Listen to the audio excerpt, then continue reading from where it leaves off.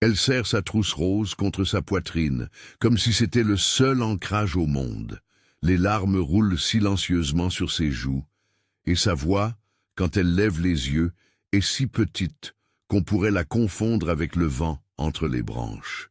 « Ne m'abandonnez pas ». Ces mots murmurés à l'abri d'un recoin de la cour ressemblent à une supplique jetée dans un puits sans fond. Pourtant, quelqu'un a entendu. C'est le début d'une histoire qui va révéler des fissures sous une façade soigneusement polie et qui lèvera la question la plus simple et la plus lourde à la fois. Que valent les promesses quand l'absence est une habitude et la domination une mise en scène? Rafael Méndez a vu beaucoup de choses dans sa carrière d'assistant social. Des familles au bord de l'écroulement, des maisons qui ne sont plus que silhouettes de sécurité, des regards d'enfants qui semblent avoir arrêté de réclamer. Mais ce jour-là, en traversant la grille de l'école primaire, il sent que quelque chose est différent. La fillette ne crie pas, ne se débat pas. Elle se ferme. Ses mains tremblent autour de la trousse comme si elle tenait un trésor fragile ou un secret. Raphaël s'agenouille à sa hauteur, sans phare, sans faux semblant. « Bonjour, je m'appelle Raphaël. Tu veux me dire ton prénom ?» Elle hoche la tête, presque sans expression. « Julia. » Une syllabe. La sonorité d'un âge, 7 ans, et déjà trop de crainte. Le dessin ramassé dans la poubelle près du banc grimace comme une preuve muette. Une maison dessinée au trait, sans fenêtres allumées, sans présence humaine. Un ciel graffité de traits noirs. Les couleurs ont été épargnées, comme si quelqu'un avait instruit l'imaginaire à rester en retrait. Pour Raphaël, ces dessins sont plus que des gribouillis. Ils sont des fenêtres sur un espace intérieur. Ils nécessitent une attention, un recueillement et une enquête méthodique, loin de l'émotion brute qui pourrait tout brouiller. La première rencontre avec la direction de l'école confirme les signaux. Donna Mariana, la professeure, parle avec calme, mais la voix qui frissonne à certains instants trahit l'alerte qu'elle porte depuis des semaines. Elle est devenue silencieuse, dit-elle. Avant, elle chantait. Elle coloriait tout en rose. Maintenant, elle dessine des maisons vides et dit qu'elle ne veut pas être envoyée. Mariana a noté les absences répétées. Elle a gardé une photo d'une serviette laissée sur un banc, un carnet de devoirs incomplet et surtout une attestation médicale qui semble écrit à la hâte pour justifier certains manquements. Ces documents, pris isolément, pourraient passer pour une problématique passagère. Réunis, ils dessinent un profil modulé de négligence. Patricia Ferreira, la belle-mère, est l'incarnation parfaite de la respectabilité dans le voisinage. Elle sourit aux fêtes d'anniversaire, organise des collectes pour l'école et publie des photographies léchées d'un foyer chaleureux sur les réseaux. Ceux qui la croisent voient la générosité, la bienséance. Peu imaginent que derrière ces gestes calculés peut se nicher une volonté d'isoler. Elle a tout pour être une bonne mère, commente une voisine au début, mesurant la force du contraste entre l'image publique et les signaux privés. Mais les apparences ont souvent une autre histoire à raconter. Eduardo Ferreira, le père, n'apparaît que par intermittence. Homme d'affaires renommé, surnommé par certains le millionnaire, il est souvent en déplacement. Entre les conférences internationales et les accords d'affaires, son calendrier est une laisse tendue qui rattache la famille à un horizon lointain. Pour beaucoup, son nom évoque réussite et protection. Pour Raphaël, l'absence pose une question simple et essentielle. La richesse matérielle peut-elle se substituer à la présence morale et à la responsabilité quotidienne ? L'enquête va devoir définir la frontière entre indulgence accordée par la position sociale et manquement effectif aux obligations parentales. Raphaël commence par rassembler ce que l'école peut offrir.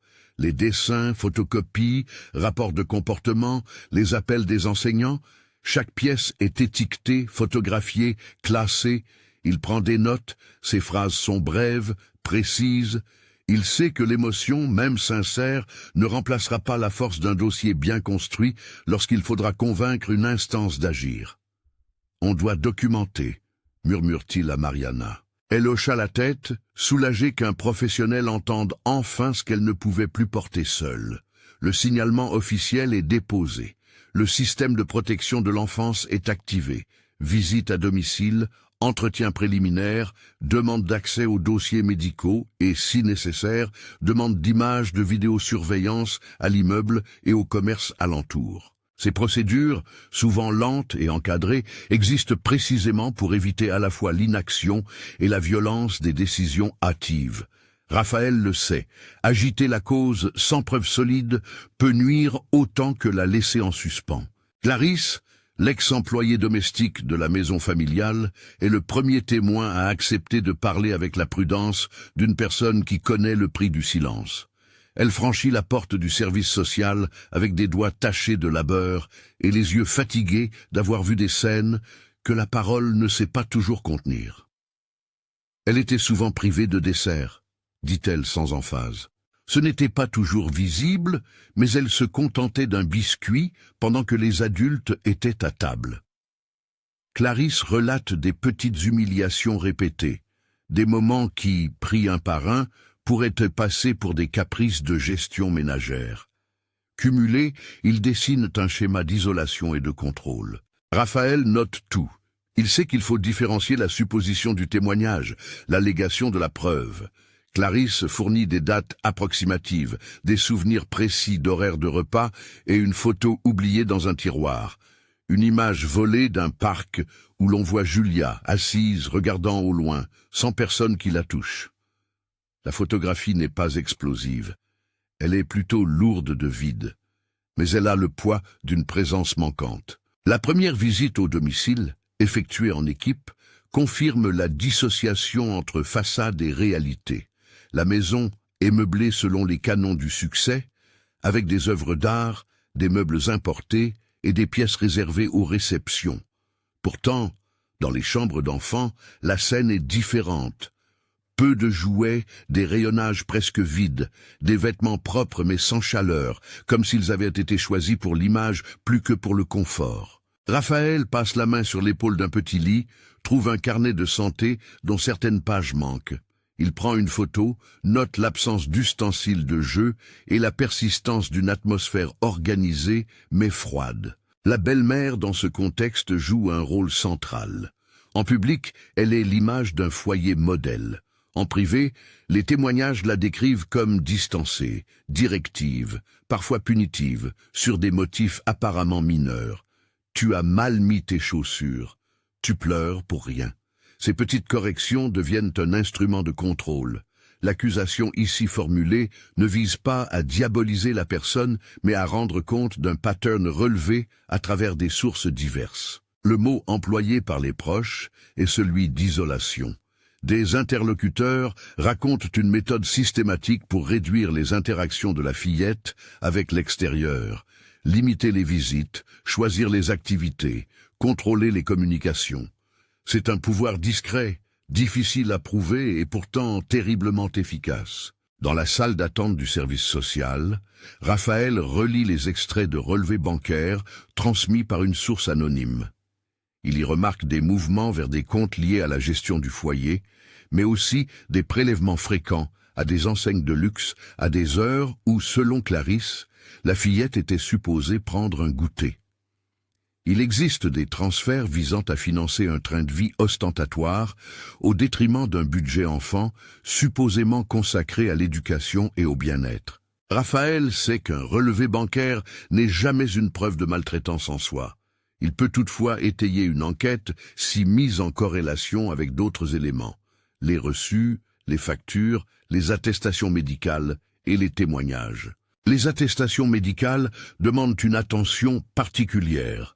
Certains certificats justificatifs portent des signatures et des tampons qui semblent réguliers, mais la cadence des absences et la similarité des motifs indiquent une même main, ou du moins une même logique.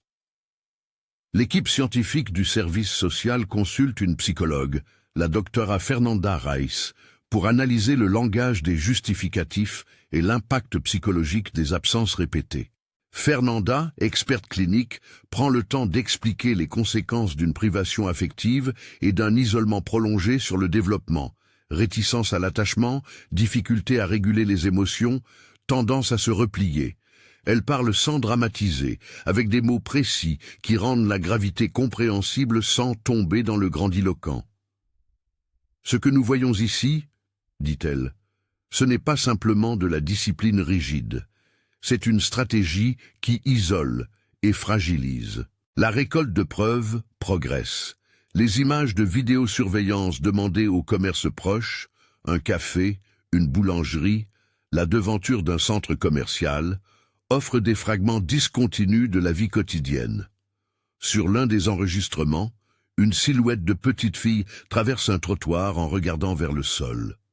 Sur un autre, on voit des allées et venues entre l'entrée de la maison et la voiture du foyer à des heures inhabituelles. Ces séquences, détachées de leur contexte, ne constituent pas un réquisitoire à elles seules, mais elles commencent à former un puzzle.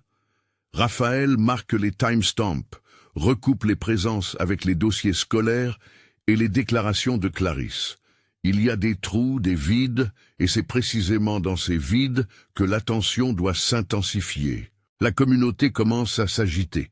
Alberto Gomez, un voisin, se souvient d'un après-midi où il a vu la fillette jouer seule dans le jardin pendant que des adultes parlaient au salon. Il offre un témoignage discret, presque gêné de se rappeler qu'il n'a pas fait plus tôt. C'est souvent la même chaîne. La conscience d'un malaise existe, puis la peur d'intervenir retarde l'action. La vigilance communautaire devient un thème récurrent pour Raphaël. Combien de fois des voisins ont-ils vu sans vouloir s'immiscer, convaincus que les choses n'étaient pas de leur ressort? C'est à ce moment que le récit médiatique commence à se mêler à l'enquête. Patricia, fidèle à son rôle social, répond aux premières questions par une campagne de bonne volonté. Elle envoie des photos de famille aux journalistes locaux, poste des déclarations sur sa disponibilité pour l'école et publie des messages rassurants. Sa défense est simple, une mère aimante, des accusations sans fondement. Le contraste entre sa présence médiatique et les indices collectés par l'équipe de Raphaël intensifie la suspicion. La gestion de l'image devient une arme.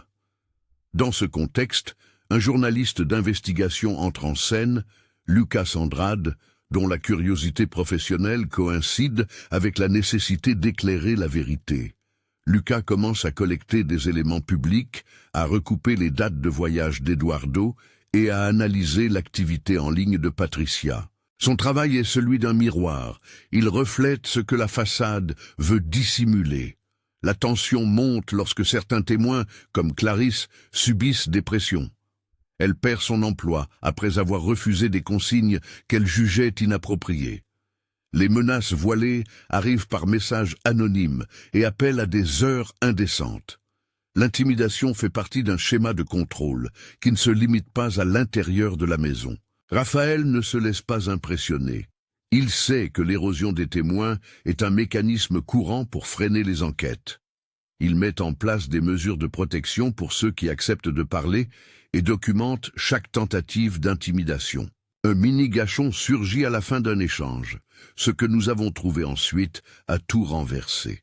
C'est une phrase qu'on murmure dans l'équipe, la promesse d'un élément qui pourrait faire basculer la version publique. La révélation prend la forme d'un enregistrement laissé sur un téléphone oublié, trouvé par un technicien de maintenance dans la salle à manger lors d'une visite administrative. La séquence est courte. Une voix de femme, un ton sec et un ordre explicite d'isoler la fillette pour une preuve de comportement. Il ne s'agit pas d'une confession dramatique, c'est plutôt une directive mécanisée, prononcée comme une instruction logistique. L'élément est suffisant pour lancer une alarme interne. La maltraitance psychologique n'est pas seulement un constat, elle serait organisée. Raphaël polie sa demande et la formalise. Le dossier s'épaissit. Les preuves matérielles commencent à tisser un récit plausible. Dessins, photos, témoignages, extraits de vidéos, relevés financiers et l'enregistrement. Chacun de ces éléments, isolés, a ses limites. Ensemble, ils construisent une cohérence qui rend l'inaction impossible. Mais la procédure doit encore être respectée. Les autorités judiciaires doivent être saisies, une demande de mesures de protection présentée et des auditions organisées pour préserver les droits de chacun. La belle-mère, consciente du risque, déploie une stratégie de communication. Elle contacte des médias locaux et crée un récit alternatif, celui d'une famille injustement attaquée par des rumeurs. Ses interviews sont préparées, ses réponses calibrées. Elle évoque l'amour, le bien-être de l'enfant, l'importance de ne pas alimenter la polémique. Entre son verbe et les preuves, la lutte pour la vérité devient autant médiatique que judiciaire. C'est une bataille d'interprétation où la perception publique peut influer sur le cours d'une procédure. Alors que tout semble tendre vers une confrontation institutionnelle, un élément nouveau apparaît. Un relevé de paiement émis au nom d'une fondation gérée par Patricia, destinée soi-disant à l'éducation de la fillette. Les montants sont importants et fréquents, mais leur destination réelle semblerait différente. Raphaël fait appel à un expert financier pour analyser les flux. Les conclusions préliminaires montrent des anomalies, transferts répétés vers des comptes associés à des activités de luxe, dépenses non liées à l'enfant. Là encore, ce n'est pas une preuve irréfutable d'intention criminelle, mais elle aligne des indices qui exigent un examen judiciaire plus poussé. La scène s'envenime lorsque la première convocation officielle arrive, une requête pour une mesure de protection provisoire. Les services sociaux demandent au tribunal d'examiner le cas en urgence. La décision, si elle est acceptée, pourrait permettre le retrait temporaire de la garde et la mise en place d'une supervision renforcée. Pour Raphaël, il s'agit d'une étape délicate. Toute mesure prise trop brutalement peut déstabiliser davantage l'enfant, mais ne rien faire signifie la laisser exposée à la dynamique qui l'a amenée là. Dans la soirée qui précède la saisine du tribunal, Raphaël retourne au dossier et repasse en revue la photo trouvée dans le tiroir de Clarisse. Il y aperçoit un détail qu'il avait manqué. À l'arrière-plan, une silhouette masculine apparaît quelques secondes, indifférente à la fillette. Ce détail, ajouté au relevé et à l'enregistrement, pose une question cruciale. Eduardo, le père, qui se targue d'un emploi du temps chargé, est-il informé de ce qui se passe? Est-il complice par négligence ou manipulé par l'image que sa femme projette? La réponse ou son absence a des conséquences palpables. La nuit avant l'audience, la ville paraît tenir son souffle. Les réseaux locaux bruissent d'une histoire qui avait commencé comme une rumeur d'école et qui peu à peu prend des contours plus clairs. Pour la famille, pour la fillette, pour la communauté, le moment à venir promet tension et potentielle délivrance. Raphaël pense à la fillette qui a prononcé ces mots « Ne m'abandonnez pas ». Il sait que le système dont il fait partie n'est pas infaillible. Mais il porte la responsabilité de transformer une supplication en acte concret de protection. La requête est déposée au petit matin. Les heures qui suivent sont un mélange d'attentes administratives et de préparatifs psychologiques. L'équipe réunit les éléments, structure une présentation cohérente. Lucas, le journaliste, reçoit une copie des pièces et se prépare à suivre l'audience. Les avocats des deux parties commencent à s'organiser. D'un côté, une défense cherchant à préserver l'image publique, de l'autre, la partie protégée qui demande urgent une intervention au nom de l'enfant. Alors que l'audience est appelée, une nouvelle information arrive par un message anonyme adressé à Raphaël. Il y a une vidéo du restaurant. Les mots s'affichent sur l'écran comme une promesse et une menace à la fois. Raphaël sent son cœur s'accélérer. Le restaurant, murmure le message, n'est pas l'endroit où l'on imaginait voir la vérité. Si la séquence contient ce qu'on soupçonne, elle pourrait révéler non seulement la présence des adultes lors d'événements clés, mais aussi des comportements qui contredisent les déclarations publiques. La possibilité d'un élément visuel, neutre et enregistré qui oppose la façade est la matérialisation même du tournant que Raphaël avait espéré. Il décide d'ouvrir la piste, sans la montrer publiquement. L'enquête se resserre, demander l'extraction de la vidéo, vérifier sa chaîne de possession, s'assurer de sa légalité en tant que preuve. Chaque pas doit être méticuleux pour qu'aucune faille procédurale ne vienne entacher la suite. Le message anonyme devient le nouveau point nodal du dossier. Mais qui a fourni l'enregistrement? Et dans quel but? Ce détail ajoute une couche de complexité. L'alerte peut venir d'un témoin honnête comme d'un acte de sabotage. L'audience commence. Les juges prennent connaissance des éléments préliminaires. L'élément vidéo est mentionné dans un carton scellé, sans être dévoilé dans l'instant. La juge pose des questions précises, mesurées, cherchant à balancer le droit de la famille et le devoir de protection. Le mot « allégation » apparaît à plusieurs reprises, conformément au principe de précaution juridique. Pour la fillette, l'audience n'est pas une tribune de vindicte, mais un mécanisme institutionnel censé l'abriter provisoirement. Dans le couloir du tribunal, l'agitation est palpable. Des caméras s'agitent, des voix se plient en hypothèse. Patricia maintient son calme affiché. Eduardo n'est pas encore arrivé. Le public regarde sans tout savoir. Raphaël, serein mais tendu, sait que la suite dépendra autant des preuves que de la manière dont elles seront présentées et interprétées. L'apparition du millionnaire, s'il se produisait, pourrait faire basculer la perception publique. Mais pour l'heure, sa chaise reste vide, et la fillette, observée par des professionnels, est protégée contre les aléas immédiats. Alors que le tribunal prend une mesure provisoire, ordonnant une supervision renforcée et la prise en charge de l'enfant par des services spécialisés, Raphaël sent la responsabilité se muer en urgence concrète, préparer la fillette pour un nouvel environnement, assurer la continuité scolaire, convenir d'un thérapeute. Les premières petites victoires sont administratives, mais nécessaires. La difficulté reste. Obtenir justice sans exposer davantage la fillette. Tout est entouré de prudence, et pourtant l'atmosphère reste chargée d'une attente palpable, l'attente d'un geste qui ferait passer la protection d'une procédure à une réalité quotidienne. C'est à ce point que la rumeur d'une arrivée se précise.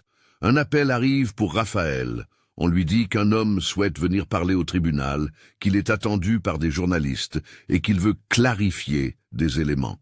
Si l'homme qui arrive est celui dont le nom circule dans toutes les conversations, Eduardo Ferreira, le millionnaire, son apparition pourrait transformer le récit. Sa posture publique aura du poids sur la manière dont le dossier sera perçu par l'opinion. Raphaël soupire une fois, conscient que l'enjeu se déplace du juridique vers le symbolique. La protection de l'enfant exige que toute apparition soit mise en relation avec des preuves, pas des paroles. Il descend alors dans la salle d'attente, où la fillette, entourée d'un personnel bienveillant et discret, joue avec un petit carnet offert par la psychologue. Ses dessins, cette fois, montrent des couleurs. Une main, un ciel bleu. Un pas vers la confiance. Raphaël regarde ce carnet comme s'il observait une promesse fragile.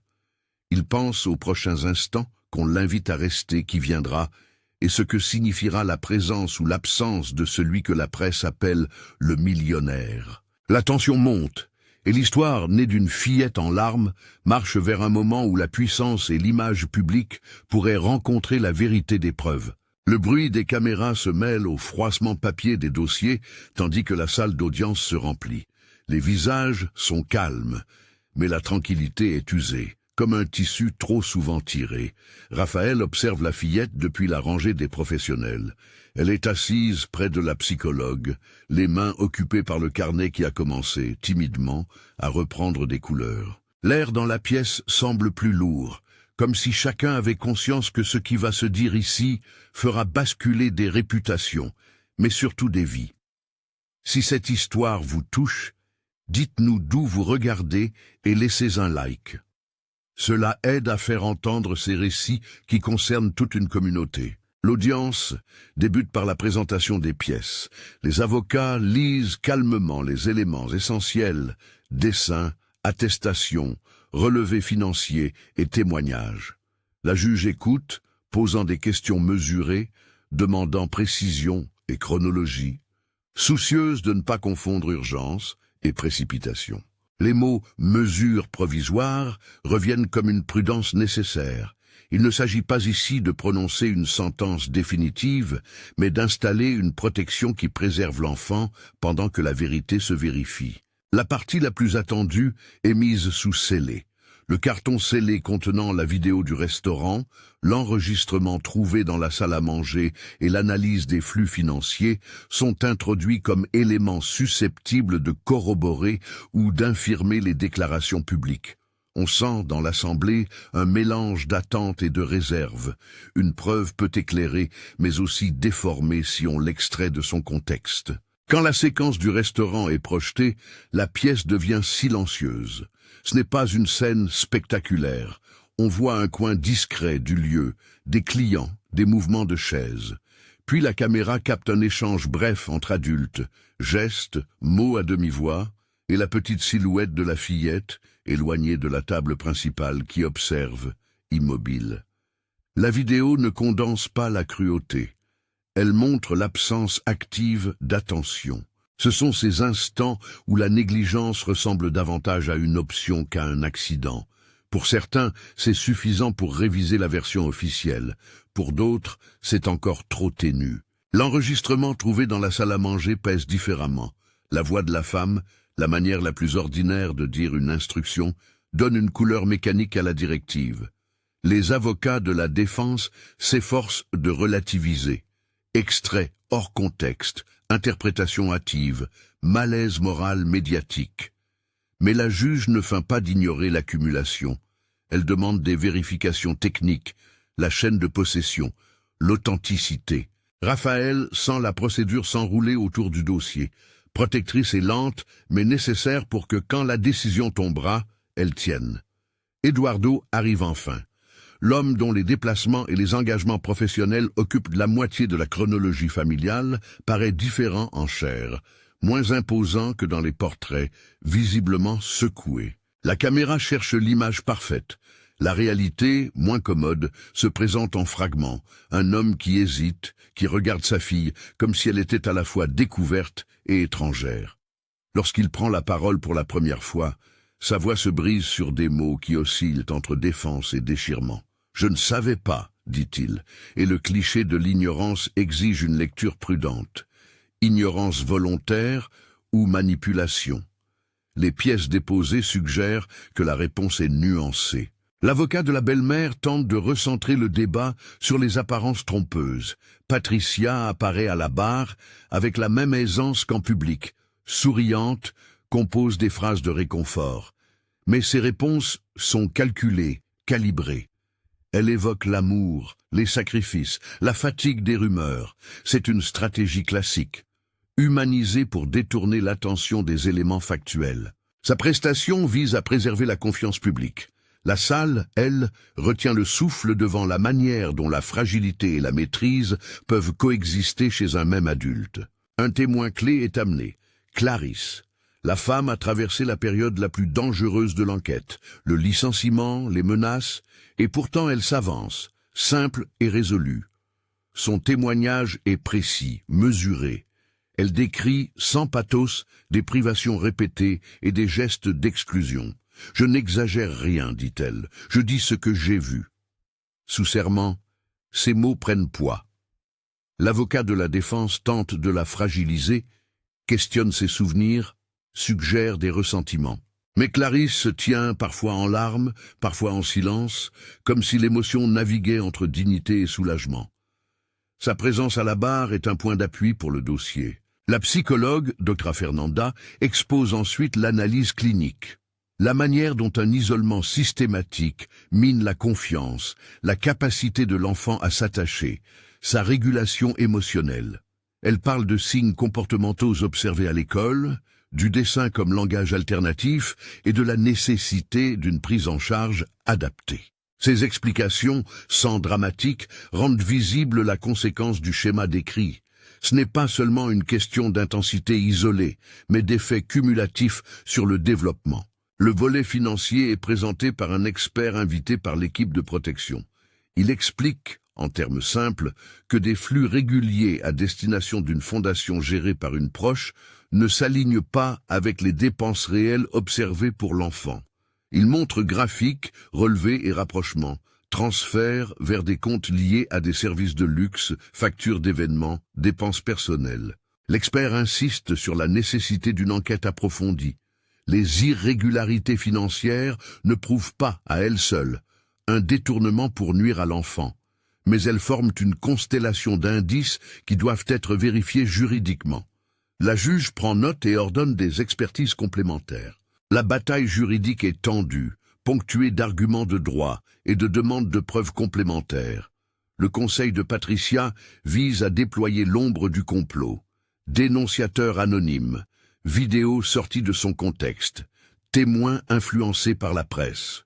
Ce jeu d'ombre et de lumière est aussi, à sa façon, une manœuvre pour reprendre la narration publique. Le journaliste Lucas suit chaque instant, mais il respecte lui aussi la déontologie. Il distingue ce qui relève d'une déclaration publique et ce qui constitue une pièce judiciaire. Son rôle n'est pas de condamner, mais d'éclairer. Un moment clé survient lorsque la juge, après avoir entendu les éléments, prend une décision provisoire, claire mais nuancée. Retirer immédiatement la garde à la belle-mère et placer la fillette sous la garde du père, Eduardo, avec une supervision renforcée des services sociaux et une obligation de suivi thérapeutique. Des mesures complémentaires ordonnent des vérifications financières et l'ouverture d'une enquête pour déterminer si des détournements ont eu lieu. La formulation est attentive à ne pas mélanger présomption d'innocence et protection de l'enfant. On agit pour minimiser les risques immédiats. La réaction publique est rapide. Les réseaux reprennent les images, certains commentaires soutiennent la mesure de protection comme une victoire, d'autres dénoncent une injustice potentielle. Patricia publie une déclaration larmoyante, évoquant un tribunal saisi par des rumeurs et annonçant qu'elle fera appel. Les avocats manœuvrent, les opinions se polarisent, mais le dispositif judiciaire a prévu la suite, une enquête approfondie qui ne se fera pas sous micro, mais dans la précision des pièces et expertises. Eduardo est amené à récupérer sa fille. Le trajet depuis le tribunal jusqu'à la voiture se passe comme une précaution rituelle. Il marche à petits pas, incapable d'articuler tout ce qu'il comprend et tout ce qu'il a manqué. Dans la voiture, il regarde Julia s'accrocher à son carnet. Il essuie furtivement une larme, hésite, puis engage une première conversation hésitante. Je suis là maintenant. Le petit « je suis là » est pauvre face aux années d'absence, mais c'est le seul verbe que l'enfant, dont le monde s'est déjà fissuré, peut commencer à reconstruire. Les semaines qui suivent sont faites de routines administratives et de petites victoires. Un calendrier strict est mis en place. Rendez-vous chez la psychologue, rencontres hebdomadaires avec Raphaël, obligation de transparence financière imposée au foyer. Eduardo accepte docile que ses déplacements soient réduits et que sa communication avec les services soit directe. Sa réputation publique en pâtit, il le sait, mais il semble admettre que la réparation commence par la présence. Les caméras, d'abord voraces, se font plus circonspectes quand il apprend à retourner leur regard par des actes concrets plutôt que par des discours. La thérapie est longue et souvent invisible. Dans le cabinet de la docteure Fernanda, Julia passe du silence aux couleurs. Les séances débutent par des jeux, des dessins, des histoires qu'elle invente. Peu à peu, sa parole s'installe sous forme de petites phrases. Préférence pour les rituels, peur de perdre un adulte, plaisir retrouvé pour un goûter partagé. La psychologue explique ce processus à Raphaël et à Eduardo. La confiance se tisse en gestes prévisibles, pas en paroles flamboyantes. C'est un apprentissage pour les adultes eux aussi, apprendre à être constant, à renoncer aux gestes hâtifs, à accepter la lenteur. Eduardo commence un travail personnel visible. Il réduit ses voyages, délègue certaines responsabilités professionnelles et surtout se rend disponible pour des moments ordinaires avec sa fille. Il vient au rendez-vous à l'école, prépare le goûter, lit des histoires le soir. Ces instants, tout simples, deviennent des jalons de réparation. Il ne prétend pas effacer ce qui a été. Il tente d'apprendre à être présent. Il s'implique aussi dans les démarches financières réclamées par l'enquête, coopération, remise de documents et engagement à plus de transparence. La presse suit le fil de la transformation. Lucas publie, progressivement, une série d'articles qui replacent la narration publique dans le cadre de preuves et de procédures. Il met en lumière les incohérences déjà relevées et souligne l'importance d'une enquête robuste plutôt que des verdicts populaires. Sa couverture, précise et documentée, réduit les espaces laissés au sensationnalisme. Certaines voix rechignent, mais pour beaucoup, la lecture factuelle apporte une compréhension plus nuancée. Les mois passent. L'enquête financière avance à petits pas, des transferts sont mis sous examen, des paiements contestés sont expliqués ou contestés. L'ouverture d'une enquête officielle sur les flux de la Fondation permet d'éclairer certaines zones d'ombre, tandis que d'autres nécessitent une instruction plus longue. Le système judiciaire joue son rôle de médiateur, entre soupçons et confirmation, entre protection urgente et recherche de vérité. La communauté, elle aussi, tend à se recomposer.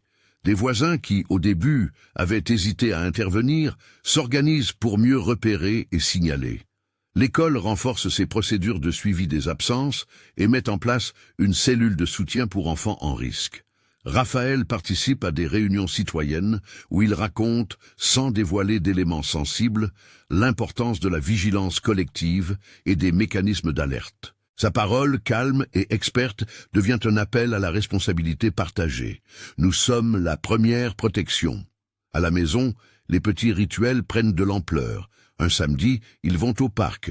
Eduardo porte à nouveau un regard attentif, pas pressé, retrouvant la capacité de jouer à côté de sa fille plutôt que d'être spectateur. Julia rit. Un rire encore fragile, parfois stoppé par une hésitation, mais bien réel. Elle commence à dessiner des maisons avec des fenêtres ouvertes, des fleurs, un ciel bleu. Un dessin en particulier, offert à Raphaël lors d'une visite de suivi, retient l'attention. Une maison aux couleurs chaudes, des personnages main dans la main, et une inscription enfantine dans un coin, « Papa reste ». Le carnet lui-même devient un marqueur visible de la progression. La reconstruction passe aussi par la reconnaissance institutionnelle des erreurs et des manques. Le tribunal valide des mesures de préparation parentale, cours obligatoires sur la parentalité, accompagnement psychologique pour Eduardo, surveillance des flux financiers. Ces décisions sont conçues pour encadrer la responsabilité plutôt que pour punir d'emblée. Raphaël explique souvent que la contrainte initiale, la mesure provisoire, a été un mécanisme de stabilisation qui a permis l'entrée en soins. Ce cadre a donné à l'enfant un espace où l'on pouvait reconstruire sans craindre d'aller trop vite. Patricia, quant à elle, voit son récit public ébranlé à mesure que les enquêtes avancent. Sa stratégie médiatique s'effrite face aux pièces et aux auditions. Elle fait appel, multiplie les recours, mais la parole publique et la parole judiciaire ne s'alignent plus comme auparavant. Son avocate prépare la défense et certaines accusations portées contre elle restent à établir. Il est essentiel dans ce récit de rappeler que des procédures sont en cours et que des droits s'appliquent à toutes les parties, une précaution nécessaire pour que la justice fasse son travail sans passion. 6 mois après les premiers gestes, un bilan se tient. La fillette a des progrès mesurables en thérapie, sa scolarité est assurée et son carnet de dessin est désormais un arc-en-ciel. Eduardo a réduit son emploi du temps, respecte les obligations imposées et s'investit dans un processus de parentalité accompagnée. Les rapports sociaux notent des signes encourageants, sans parler d'une guérison complète. La psychologue rappelle que la reconstruction est un chemin long, mais la trajectoire est positive. Raphaël, lui, continue son rôle de garant discret. Il sait qu'il ne suffit pas d'intervenir une fois. Le suivi est ce qui empêche la rechute. Un après-midi, alors que le soleil entre doucement par la fenêtre du service social, Julia tend un dessin à Raphaël. « C'est pour toi », dit-elle, timide mais décidée. Sur la feuille, une maison pleine de couleurs, une porte ouverte et un petit personnage qui agite la main, un geste d'invitation. Le dessin ne dit pas « tout est fini ». Il dit « on continue ». Raphaël reçoit ce présent comme un relevé d'espoir, fragile, précieux et responsabilisant. Eduardo à côté regarde la scène, serre la main de sa fille et murmure « je ne te laisserai plus ». Ce n'est pas une promesse solennelle expédiée, c'est un engagement qui s'incarne dans des gestes du quotidien. La procédure judiciaire suit son cours parallèle. Des investigations complémentaires sont menées sur les transferts financiers. Des témoignages supplémentaires corroborent certains schémas. Aucun verdict définitif n'est prononcé dans les mois qui suivent, et il est important de le souligner. L'enquête n'a pas vocation à se transformer en condamnation automatique, mais à établir des responsabilités, si elles existent. Le récit public évolue vers la reconnaissance des mécanismes qui, invisibles, peuvent fragiliser un enfant, et vers l'importance des institutions capables d'intervenir quand la vigilance citoyenne a failli. La communauté en tire des leçons concrètes. Signaler n'est pas dénoncer sans fondement, mais une manière de préserver. Les discrétions qui jadis retenaient témoins se changent doucement en impulsion d'entraide. L'école met en place une formation pour repérer signes et comportements à risque. Le voisinage organise des groupes de veille. Des associations locales reçoivent un afflux de demandes de conseils sur la protection de l'enfance. Raphaël, parfois invité à parler, insiste sur la nuance. Il ne s'agit pas d'accuser systématiquement, mais d'observer et d'agir quand des pièces cohérentes l'exigent. La transformation d'Eduardo est peut-être la partie la plus délicate du récit. Il est confronté à l'évidence que sa position sociale n'a pas été un rempart protecteur, mais, dans certains cas, un voile. Il admet de façon publique et privée des manquements, non pas pour l'applaudissement, mais pour la transparence nécessaire à la reconstruction. La rédemption, dans ce cas, n'est pas un aboutissement instantané. C'est une entreprise de constance. Le millionnaire, celui qui autrefois croyait que la protection se mesurait au pouvoir d'un nom, apprend à mesurer la responsabilité par l'attention redonnée à chaque petit geste quotidien. La fillette, elle, continue d'écrire son histoire doucement par touches. Son carnet témoigne d'une voix qui va de l'obscur au visible, des fenêtres animées, des rires inscrits dans des formes enfantines, et surtout une phrase griffonnée un soir où le soir semblait moins lourd. « Je ne suis pas seul ». Ces mots, modestes et puissants, résument la transformation la plus vraie. La confiance qu'une fois perdue peut, avec du temps et des actes fiables, se reconstruire. Le récit public, quant à lui, finit par renoncer aux simplifications. Certains voudraient une châtiment spectaculaire, d'autres une mémoire délicate qui efface tout. La complexité se tient entre ces deux extrêmes, une enquête qui poursuit son cours, des responsabilités à établir, des vies à réparer. Raphaël continue de rappeler que la priorité a été et reste la sécurité et le bien-être de l'enfant. Lorsque la justice prononcera ses décisions sur le volet financier ou les responsabilités pénales, la protection de l'enfant ne pourra être réduite à un seul verdict. Elle est un continuum d'action et de politique. Le dernier plan de cette histoire, qui n'achève pas la vie, mais clôt un chapitre, se déroule dans un parc modeste. Julia court, insouciante, puis revient, en courant, serrant une fleur en papier. Elle l'attend à Raphaël avec la même dignité, sans ostentation, que quand elle a offert son dessin. « Pour toi », dit-elle. Raphaël accepte, ému, et pense au mois précédent, à la supplique dans la cour, au dessin noir et blanc, aux nuits d'inquiétude et aux jours d'attention. Il sait que la route reste longue, mais il mesure aussi l'importance vitale de ceux qui ont entendu et agi. Si vous avez été touché par ce récit, partagez la vidéo pour sensibiliser à la protection de l'enfance et consultez la description pour trouver des ressources et des associations qui accompagnent les familles et les témoins. Ce partage n'est pas un simple clic.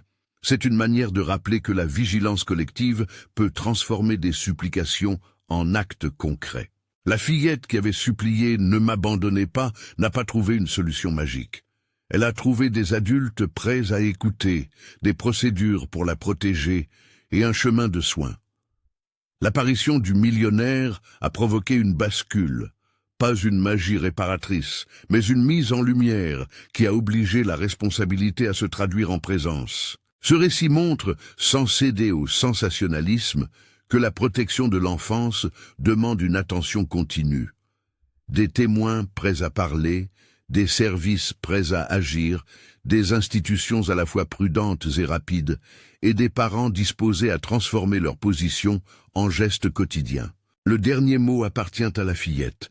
Un soir, serrée contre le torse d'un père désormais plus présent, elle susurre, presque pour elle-même, Merci de ne pas m'avoir abandonné. Ce merci n'efface rien d'un passé qui exige réparation. Mais il dit la force possible d'une reconstruction quand la société choisit d'entendre et d'agir.